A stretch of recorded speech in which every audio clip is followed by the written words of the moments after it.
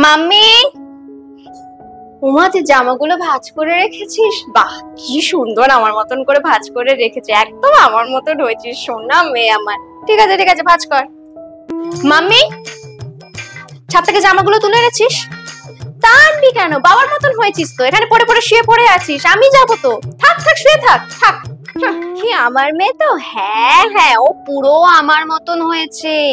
আমার মতন সব সময় টাইমে খেতে বসা, টাইমে ঘুম থেকে ওঠাও, পুরো আমার মতন সমস্ত ভালো গুণগুলো পেয়েছে আমার মেয়ে। হ্যাঁ, বাবার মতন সারাক্ষণ ফোন, ফোন ছাড়া কিচ্ছু জানে না। বাবা হচ্ছে অফিসের ফোন আর ও হচ্ছে ফেসবুক, বাস। আর কি, বাবার মতন পুরো গুণগুলো পেয়েছে।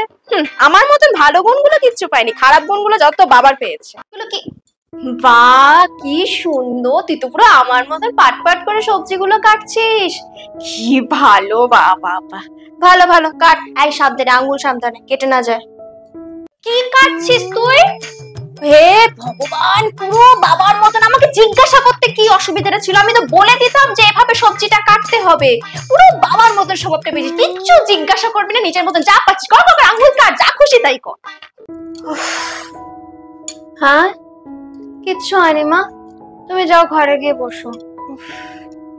পুরো আমার মতন হয়েছে, একদম সব সময় খোঁজ খবর নেয় কার কোথায় কি হয়েছে না হয়েছে, একদম আমার মতন গুনগুলোই পেয়েছে।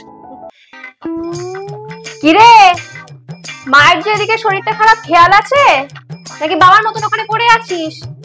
হ্যাঁ হ্যাঁ, তুই ফোন ঘাট, ফেসবুক কর, খুব ব্যস্ত তো তুই। মায়ের খোঁজ নেওয়ার তো দরকার নেই, যত বাবার মতন গুণগুলো পেয়েছে।